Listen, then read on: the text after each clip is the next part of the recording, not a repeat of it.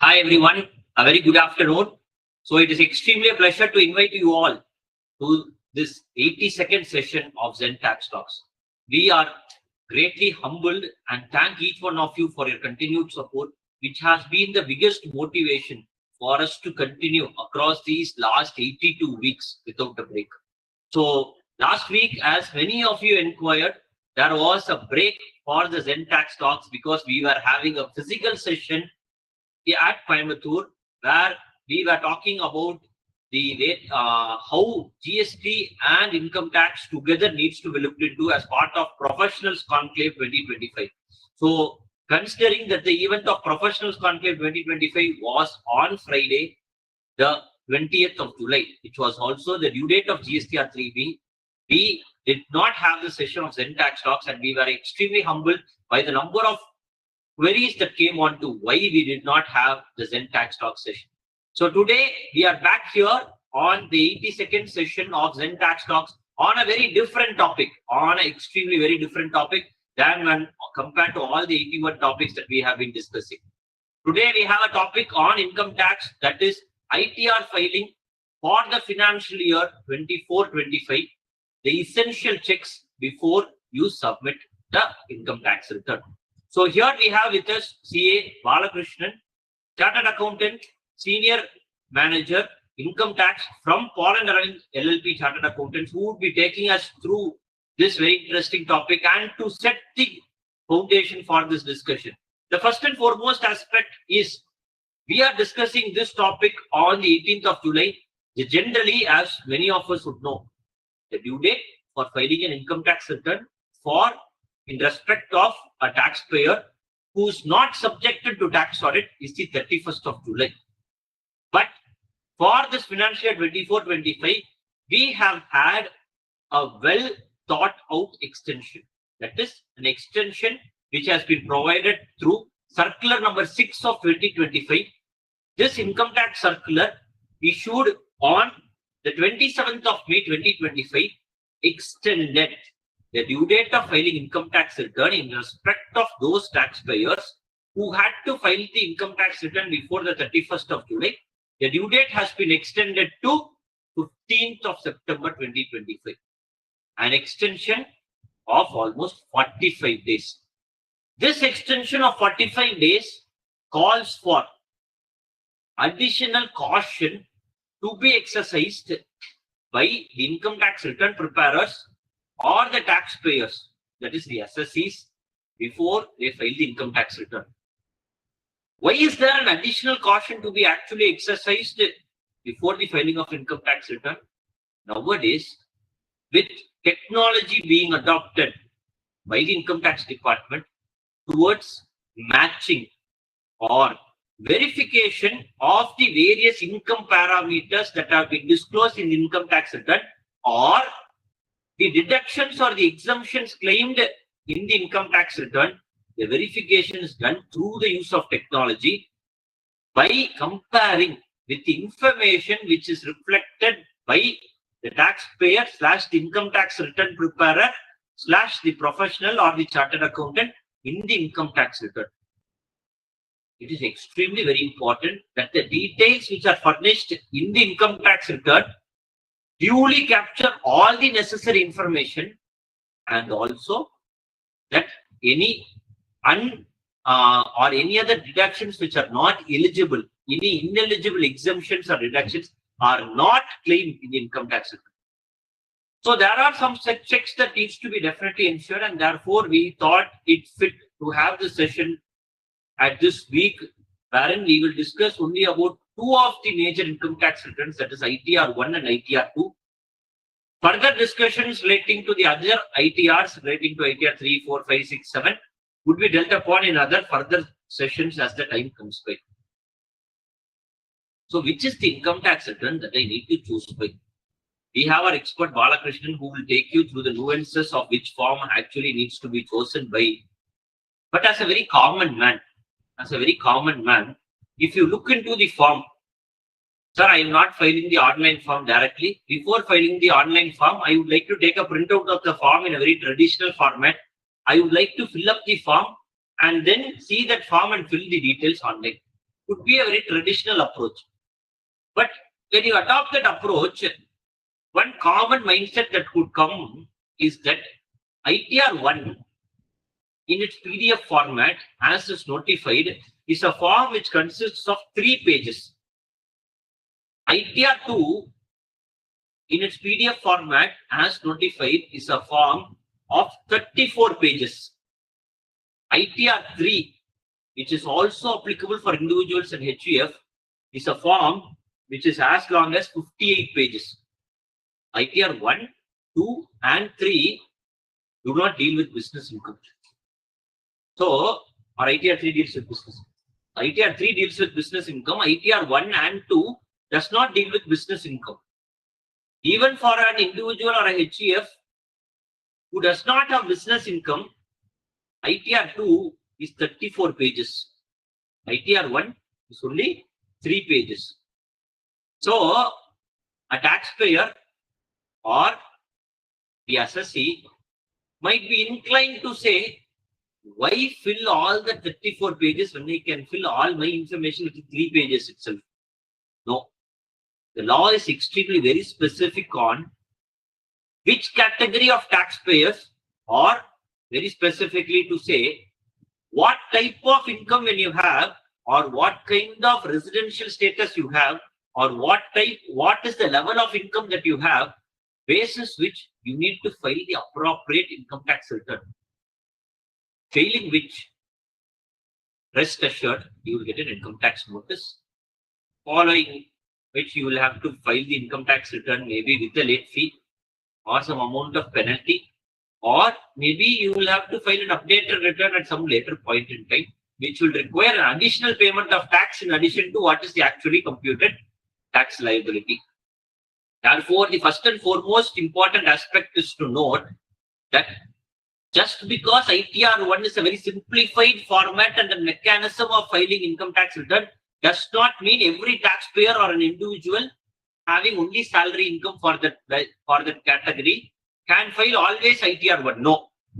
We have Balakrishnan who will very clearly explain on what are the situations when ITR 1 cannot be adopted. Very similarly, some taxpayers also having business income erroneously reporting such income under ITR 2. But whereas income tax, whenever you have business income, it needs to be reported only under ITR 3.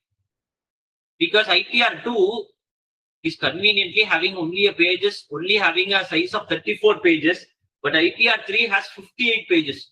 Why disclose all the 58 pages? There is so much of information which is sought. I will just fill up the information which I know. Sir, income tax form will accept, it is not mandatory.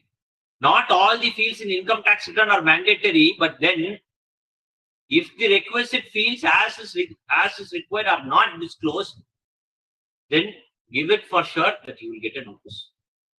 Because gone are the days. See, in the very traditional old days, when we used to appear before the income tax officer for explaining if there is any discrepancy between the income tax return and the information as is held by the department, the case would be that the income tax officer, when I appear as a chartered accountant, would say, sir, you have shown this income in the income tax return. You have shown one bank statement in the income tax return. Is there any other income that you have missed to show? We will go back to the taxpayer, the assessee, and ask him, sir, did you miss to disclose any income to us? Did you miss to disclose any bank account? Then the taxpayer would come out and say, sir, there was one bank account wherein I got some commission of 2,50,000 rupees. I missed to report that income in the income tax return. I missed to show it to you. Now that income tax officer has asked you, please go and show him this bank account. We will pay tax for this 2,50,000 rupees. We go to the officer, tell him, officer, just now I came to know that the client had this income. He did not give me the detail of this bank account also. Now that I have also come to know, we will pay the due income tax on this statement. Income tax officer will get a copy of the bank statement, verify the bank account number. Then he will say, thank you, sir. I will keep this on record. He will say, sir, please check with your client if he has any other additional income which he has missed to report. asked further also whether he has any other bank account. We go further back to the taxpayer. Taxpayer comes, we ask, the taxpayer gets agitated. Sir, last time only I gave you one bank statement, now you are asking me more. Sir, is there any other bank account? Now that it is 3 years since the income tax return was filed, you may not be operating the bank account today. Think about it, what happened during that year. Did you have any other bank account? Once you ask that question, then the taxpayer or the client would say, yes, sir, I still remember now very well. I used to operate one other bank account, which was in State Bank of India. Now I moved all my operations to ICICI or Axis Bank. At that time, I used to have an account in State Bank of India. You bring that account. When she says, sir, there is an account of it, there is an income, say about ₹7 lakhs, which was missed to be disclosed. Sir, I was not operating that account very frequently. As you know, whatever money that came went on to fixed deposit. So I missed to report it to you. Now please consider that for income tax purposes. We go back to the income tax officer. Income tax officer says, thank you, sir. Now I have got this copy of the State Bank of account. Great. He will keep this also. Now he will say, sir, is there any other fixed deposit that the taxpayer actually did not disclose? Now, since we said there was one fixed deposit made out of that receipt in State Bank of India, now he says, is there any other fixed deposit that he has? Taxpayer gets very agitated. When I say, sir, is there any other fixed? Sir, whatever I have, I have given it everything to you. Now why are you asking more and more? When you ask the question, then he say, then yes, sir, I have some fixed deposits which are the joint name of myself and my mother. Some accounts which are the joint name of myself and my wife. Sir, whose PAN number is linked to each of these fixed deposits? Sir, everything I give only my PAN card, sir. Sir, why you did not report this, sir? Sir, I thought only my income or my salary income was required to be reported. These fixed deposits need not be reported because anyways I made tax for the salary income. Sir, who will pay tax for the interest income? So now we will pay the tax. So these kind of transactions have been going forward and backward in the erstwhile regime. When we used to visit the income tax officer in person, the details are not available to the taxpayer also, not available to the consultant or the chartered accountant fraternity at large. Now, with the introduction of Form 26A, substantially things improved. With the introduction of Form AIS and TAS, the entire details of transactions which have been conducted by the taxpayer substantially have got reported to the AIS and TAS, including the interest income from savings bank account, including the transactions of shares that have been done, including the transactions of fixed deposits that have been done, including the transactions of cash withdrawal and cash deposits that have been done by the taxpayer, substantially at large. Therefore, with all such information which is available in the form of AIS and TAS, it is important that the taxpayer, that is the assessee, duly takes into account all these transactions before the income tax returns actually filed. Because the department has now voluntarily come forward and told us, this is the bank account detail, this is the time deposit, or to say the fixed deposit for which you have received this much of interest. This is the savings bank account for which you have received this much of interest. These are the purchase of securities. These are the sale transactions of securities. There could be some differences, some minor differences, but at the very, very large extent, these transactions reported are substantially correct. Therefore, it is very important for the taxpayer or the income tax return preparer or the chartered accountant professional community at large to make sure that all the transactions that are reported in the AIS and TAS are taken in the right spirit. If at all it is not actually pertaining to you, then you reject it. Make sure that all the transactions are taken into account before the filing of income tax return. So this is something which I really wanted to tell you, and the due date has been extended to 15th of September, giving us additional time. Let us all not wait for the last date for the filing of income tax return. Early filing gives you an opportunity for even filing a revised return, even filing even at a lesser rate of interest, because not only late filing attracts interest, but even if you have missed to pay any self-assessment tax for any additional tax that you have to pay, in addition to the income tax amount, you will have to pay some amount of self-assessment tax. whatever is the income to be duly disclosed, please make sure that it is filed on time.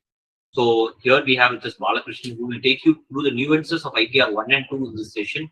All the other remaining ITRs, ITR 3 dealing with business income, ITR 4 dealing with deemed income, we will all take it in the forthcoming sessions. If you have any questions, Balakrishnan will be here to answer you, and I will also join during the question and answer session. Thanks to each one for your active participation throughout the sessions, and we have a very substantial count of participation in this week's session. So it has been a very great privilege for us to host you all at this Tax Talks 82. Over to you, Balakrishnan, for an explanation with respect to the precautions to be taken for the filing of tax. Right, please. Good evening, all. In this session, we are going to discuss about ATR filing for the financial year 24-25. Essential checks before you need to submit the ITR. So, what are the documents required to file ITR? Just simply say you need Form 16. If you have individual and getting salary from the employer, your employer will provide Form 16. So, that is the essential document. And another is annual information statement and taxpayer information summary. The name itself tells taxpayer information summary, which contains summary of all relevant information, as Arvind said.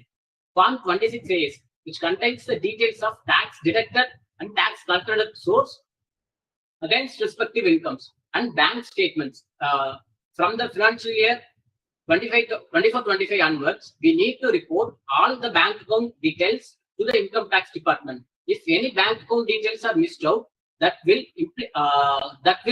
increase the cost of compliance. And interest certificates. Interest certificates means for FD receipts. If you have FDR, then you have interest certificates. Details of exempt income. In case you have any exempt income, that documents are very necessary. And Chapter 60 reductions. This is crucial point while claiming deductions under Chapter 60, such as LIC premium deductions and ATD, medical life insurance and donations, only opting for old regime. This is not relevant for new regime. Rent receipts and lease payments. If you have any house property income, that document is also relevant for filing ITR. And home loan details for claiming interest deduction under Section 24B. And as a crucial part is choosing correct ITR form. As Arvind said, the selection of ITR form is very, very mandatory, because if at all we are select wrong ITR form, then immediately intimation and sometimes department won't allow to file ITR, and sometimes department will guide you how to file, how to choose correct form for your income. And Form ITR 1 applicable to who all can file ITR 1. First thing, ITR 1 can be filed by only resident and ordinary resident. In case of us, he is not ordinary resident or non-resident, he cannot file ITR 1. And income also up to 50 lakh, they can opt for ITR 1. If income is more than 50 lakh, they cannot go with filing of ITR 1. They need to choose ITR 2 or ITR 3 as the case may be. And what are the income heads includes under ITR 1? So if you have a salary income or pension income, or if you have one house property income, in case of more than one house property, you cannot opt ITR 1. And capital gain. This is applicable from the financial year 24-25 onwards. Capital gain under Section 112, which means long-term capital gain on sale of listed equity shares and equity-oriented mutual funds. And that too, income is up to 1,25,000. You can file ITR 1. Otherwise, you need to choose ITR 2 or ITR 3 as the case may be. Other sources such as interest, family pension, or dividend income, that can be, if you have that income, you can report in ITR 1 itself. And the agriculture income only up to 5,000, we can report in ITR 1. If we have more than 5,000 agriculture income, then we need to choose other forms. Then who and all ITR 1 cannot be filed. In case you are a director in a company, you cannot file ITR 1. You need to give which company you are director on ITR 2. Held unlisted shares, equity shares at any time during the previous year. Which means you may not have hold any unlisted share at the end of the year, but you hold any time during the previous year, then you need to file ITR 2 only. And any asset located outside India, if you have any asset which is located in outside India, then you need to file ITR 2 only. And if you have any income from outside India, then you need to file ITR 2 or ITR 3 as the case may be. And if a person whose tax being deducted under section 184, this is for cash withdrawal. If cash withdrawal exceeds the specified limits, then banker will deduct TDS under section 194N. If 194 and TDS have been deducted, then you cannot go with filing of ITR 1. In case of person, deduction has deferred in employee stock option plan. If you get an employee stock option plan, then you cannot file with ITR 1, because in case any unlisted shares are held by the assessee, then he cannot go with the ITR 1. If he has any brought forward loss or to be carried forward under any other head of income, then he need to file ITR 2 or ITR 3 as the case may be. And if your total income, as I initially said, if your total income is exceeding 50 lakh, then you need to file ITR 2 or ITR 3. Who can file ITR 2? This return is applicable for individual and HUF. Individual, you may resident or non-resident or not ordinary resident, you can choose ITR 2. Now, and more importantly, you do not have any income under the head business or profession. If you have business or profession, you may choose ITR 3 or ITR 4. ITR 4 is applicable for deemed income, which means presumptive taxation. We will take up presumptive taxation and ITR 3 in subsequent sessions. And who is ITR 2 can be filed by who are not eligible to file ITR 1. And in ITR 1 and 2, we need to specify nature of employment in the form itself, whether it be a central government employee, a state government employee, or employee of public sector undertaking, or pensioners, or others. If you are working with the private limited or any other company or partnership firm, you need to specify others. You can't select central government employee or state government employee, because they have certain deductions in subsequent forms. Now, if you need to select nature of employment as not applicable if you have received family income, because family income is not covered under head salary. So it is covered under head salary, but it is we need to select not applicable. And we will discuss about what is the major difference between old tax regime and new tax regime. And new tax regime is covered under section 115 BAC. Which SC can opt for new tax regime? Individual or HUF or association of persons or body of individuals. Body of individuals excludes cooperative societies and artificial judicial persons. This is the default tax regime for the earlier from the previous years onwards. Under the new tax regime, maximum surcharge rate is capped at 25%. Comparing old tax regime, the surcharge rate is 37% if our gross total income, total taxable income exceeds 5 crore. But in new tax regime under section 115 BAC, the surcharge rate is capped at 25% only. Standard deduction is available under section 16(1)(a) is 75,000. But in the old tax regime, standard deduction is only available up to rupees 50,000. And special income such as short-term capital gain under section 111A or 112 long-term capital gain or 112A long-term capital gain shall be taxed at special rates which is given in the section itself. And rebate under section 87A is available in the 115 BAC also. We can claim rebate up to 7 lakh. This rebate does not include that special rate of income.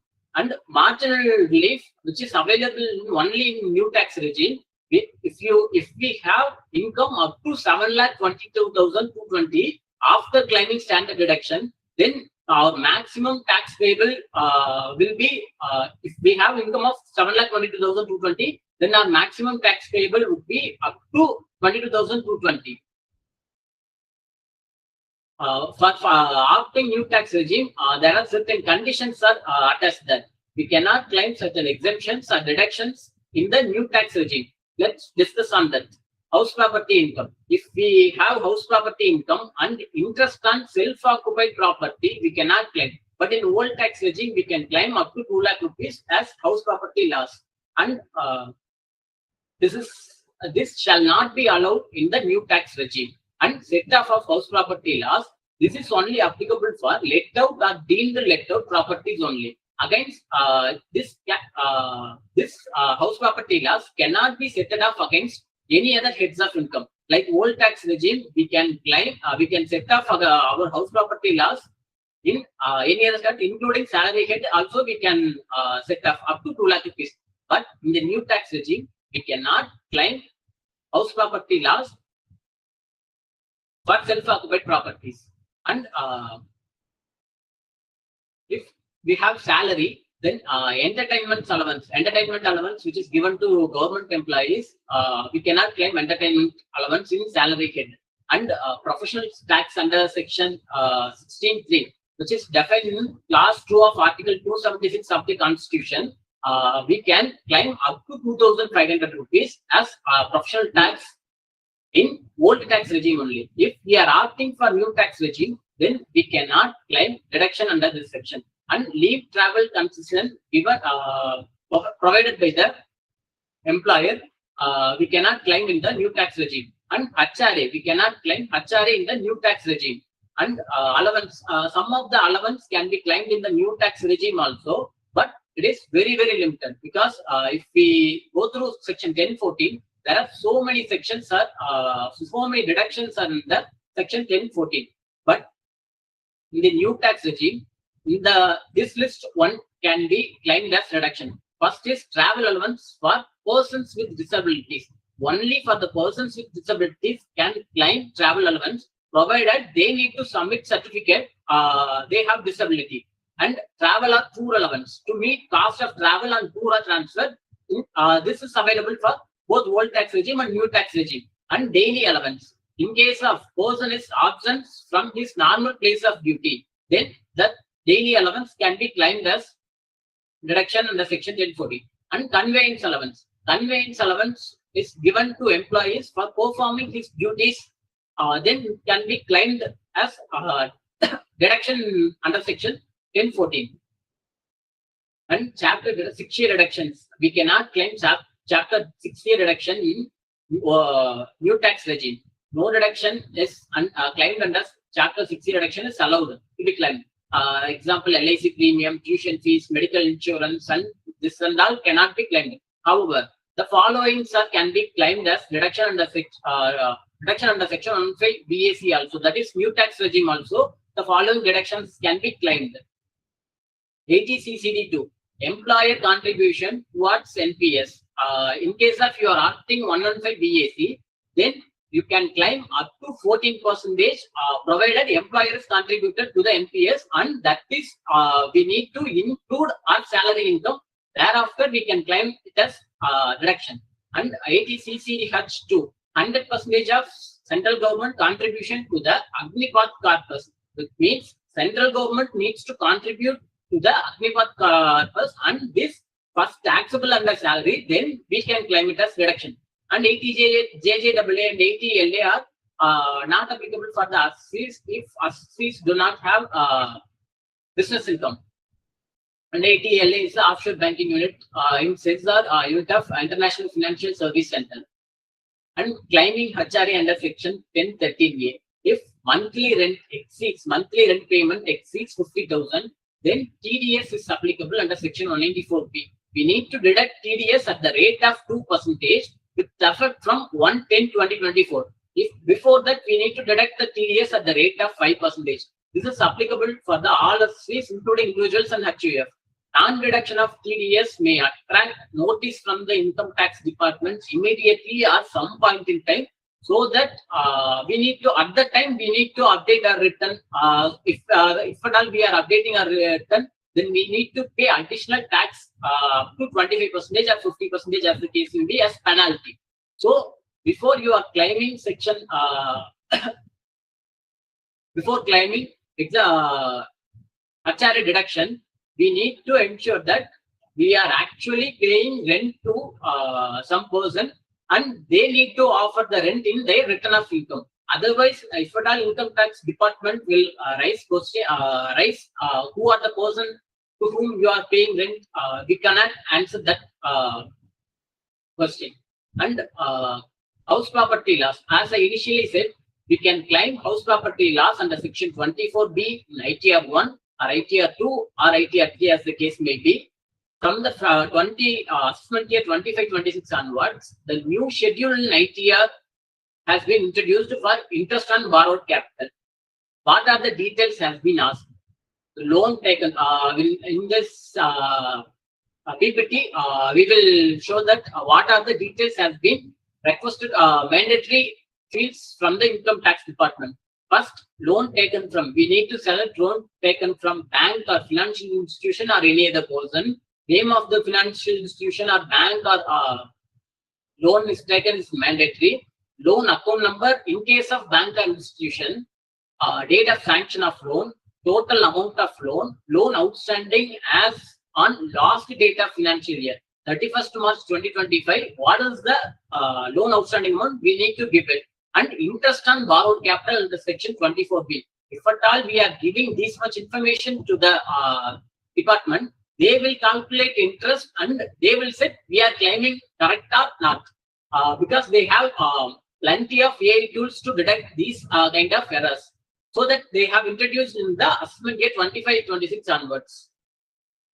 Claiming deductions under chapter 6A. First, we will see what is deduction under section 80C. Individual and HUF can claim deduction under section 80C. Maximum amount of deduction is rupees 1,50,000. What are the proof?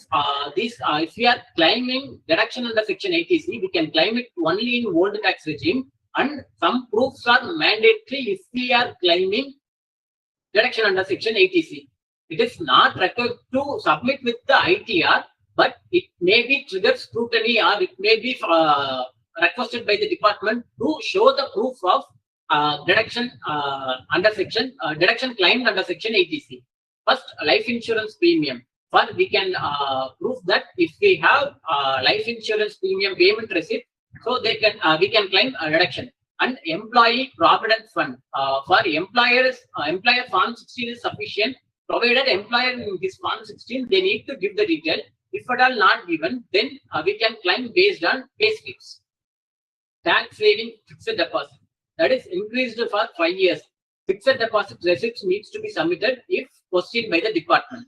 Principal repayment on housing loans. Principal repayments can be claimed in chapter 6A, which means under section 80C also. Interest can be claimed under section 24B, but principal can be claimed in the, under section 80C. Tuition fees for children. For tuition fees for children, school or college fees receipts with the child name and class mandatory for claiming under deductions under these sections. And medical insurance. This is covered under section 80D. Medical premium paid or central government health scheme or preventive health checkup. Preventive health checkup, we can claim it as reduction only up to 5,000 rupees. This deduction can be claimed by individual for himself or his spouse or parents or for dependent children. If children are independent, we cannot claim for them. And HUF, in case of we are a HUF, then we can claim deduction for any members of the HUF. Mode of payment must be in any mode other than cash, which means we are paying insurance premium by cash. We cannot claim deduction under section 80D. In other words, we need to pay only account pay check or draft or UPI modes. Payment of preventive health checkup can be in cash. This deduction maximum is up to 5,000 only. Medical expenses for senior citizen. In case of premium is not available for such senior citizen, then maximum 50,000 can be claimed, provided they need to give the proof in case of department will ask. Proof can be bills or receipts from the hospitals or clinics.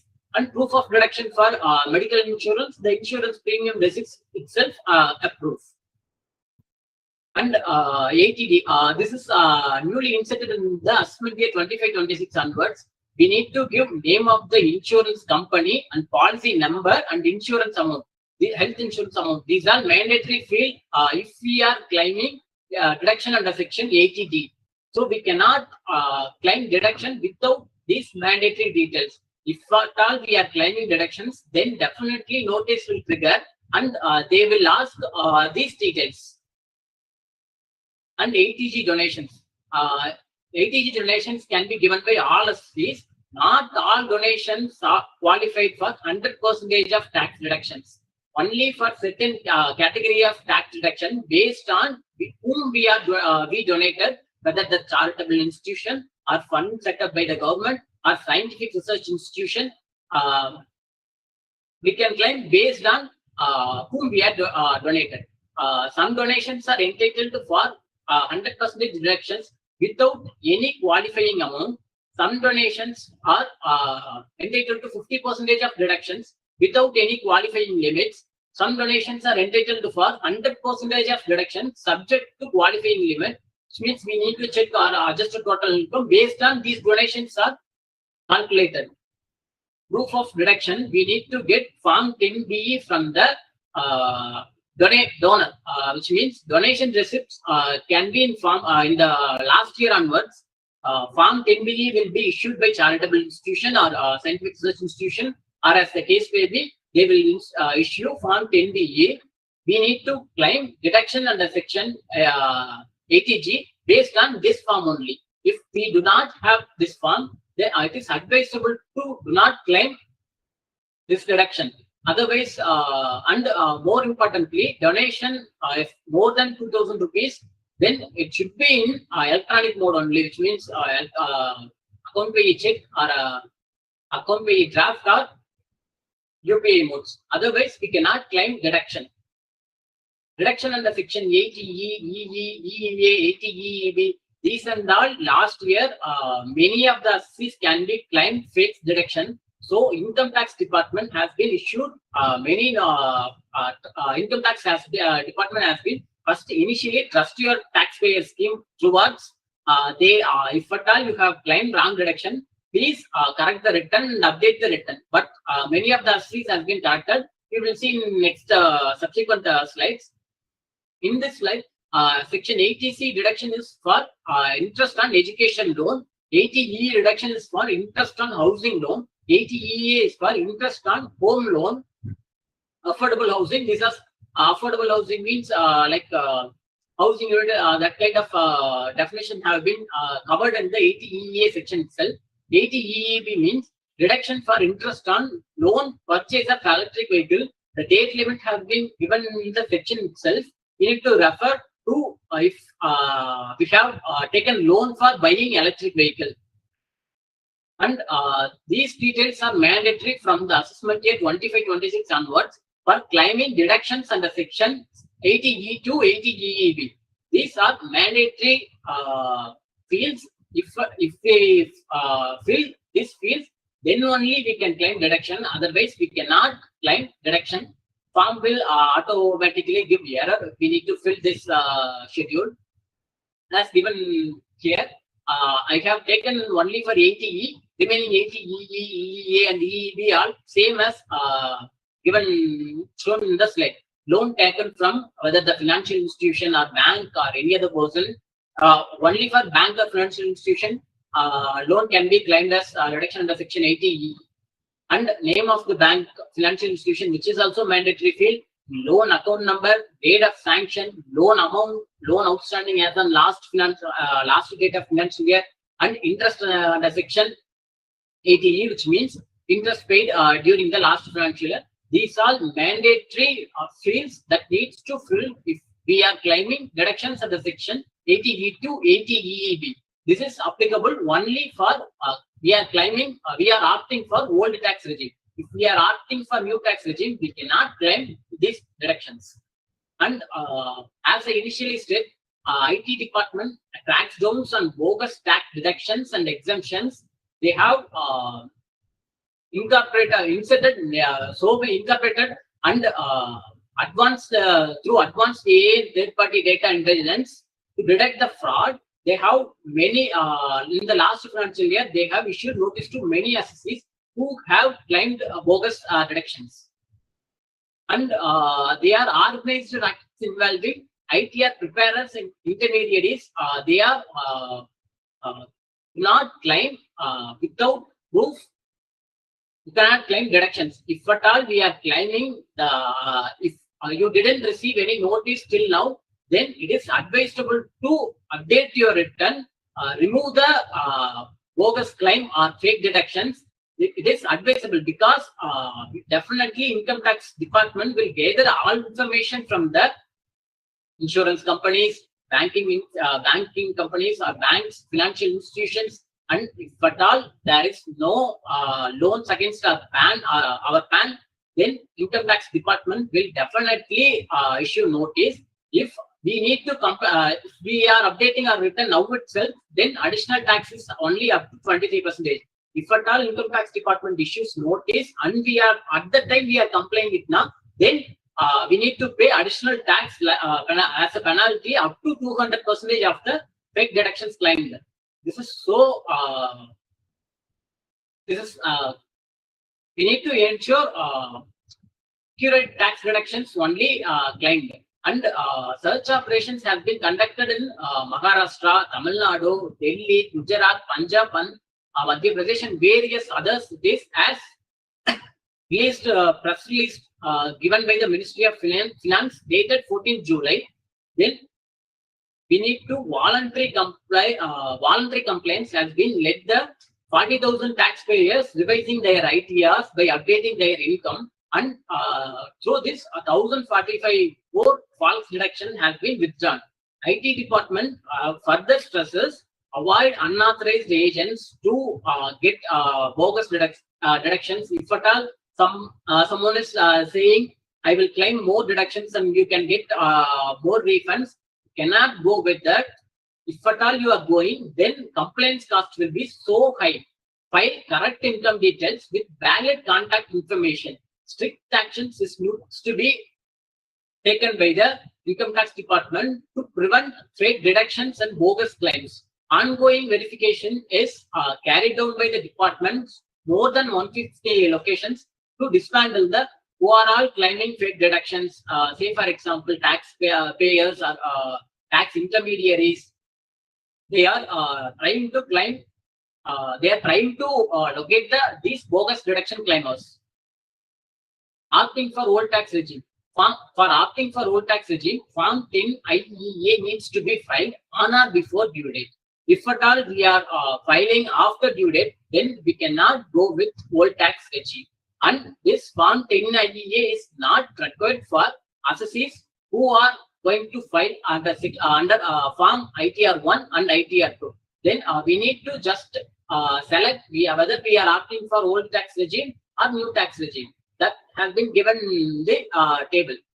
They have given us, do you wish to exercise option under section 155 BAC 6 opting out of new tax regime, which means you need to select yes if you are taxed under old tax regime. If you want to tax under new tax regime, then you need to select no.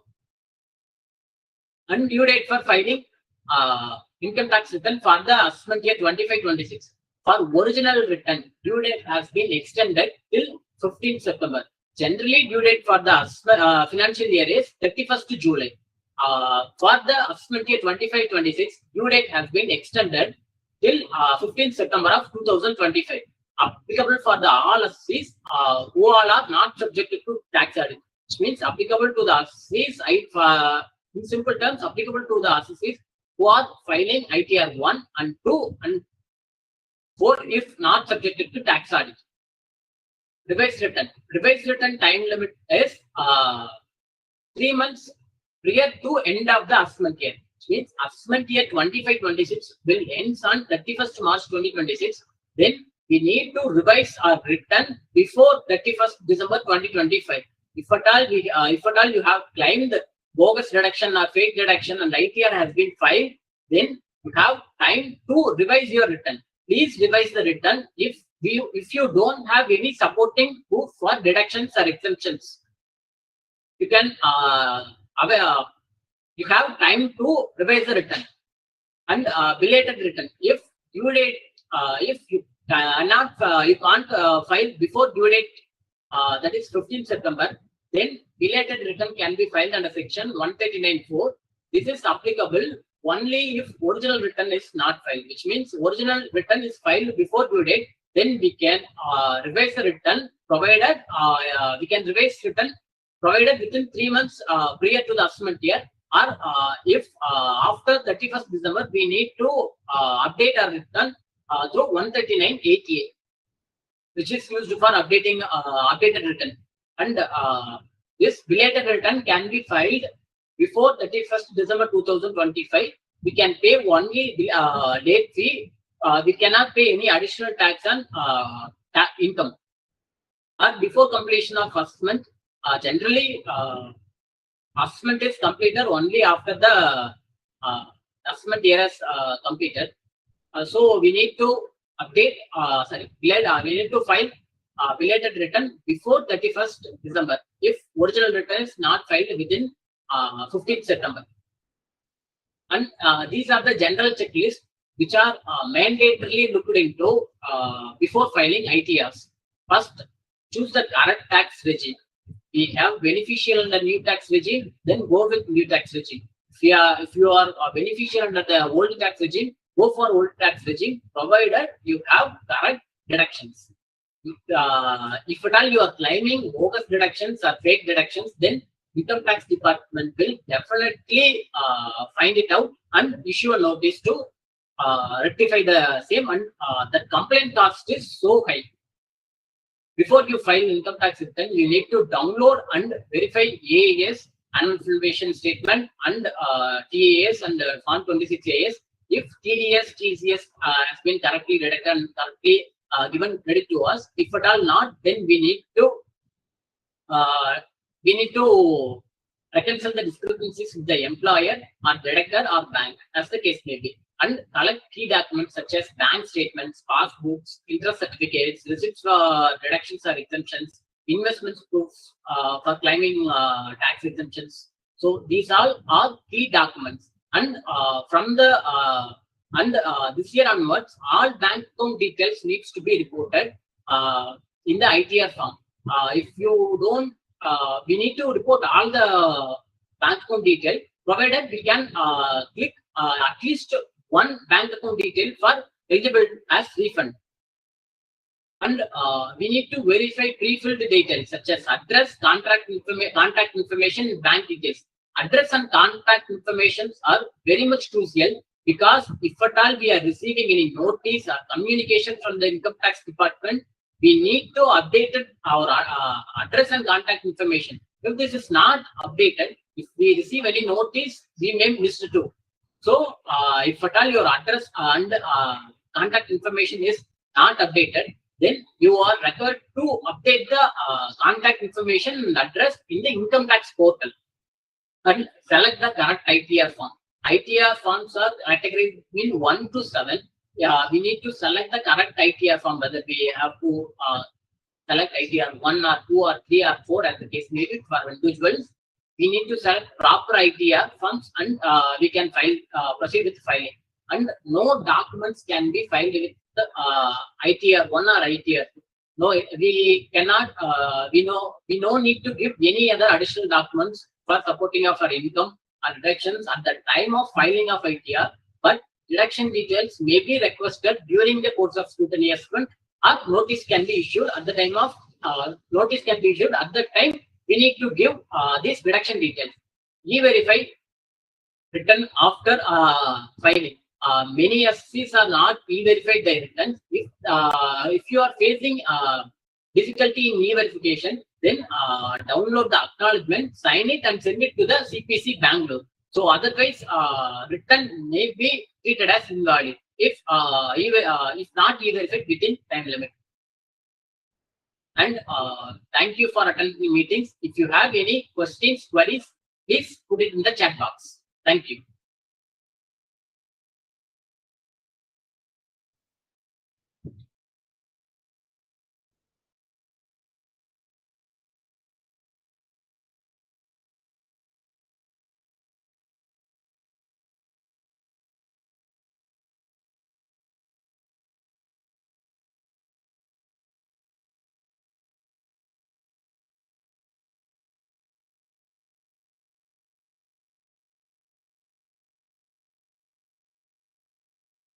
Yes, Ajay Kumar Pramanik sir has been raised one query. Can we file IT return for the financial year 22-23 and 23-24? Yes, we can file, provided we can file it as updated return and tax payable.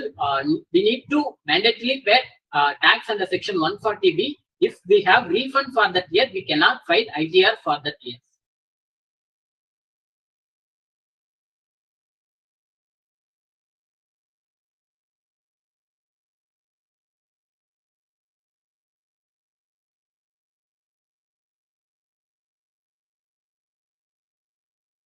Yes, Loganathan sir has been asked to one query for the financial year 24-25. House property income is 10 lakh, 7 houses. Then we need to find ITR 2 by revising the return. We can file revised return for that.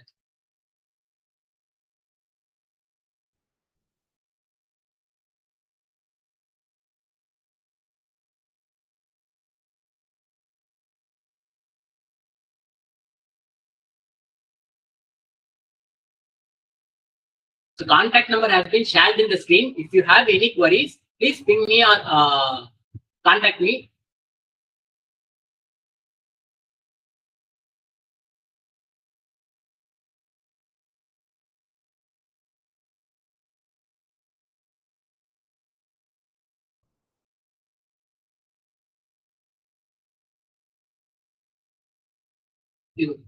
If at all we have any short-term capital gain, then we need to mandatorily file ITR 2 only, whether amount is significant or insignificant. We need to file ITR 2 only, sir.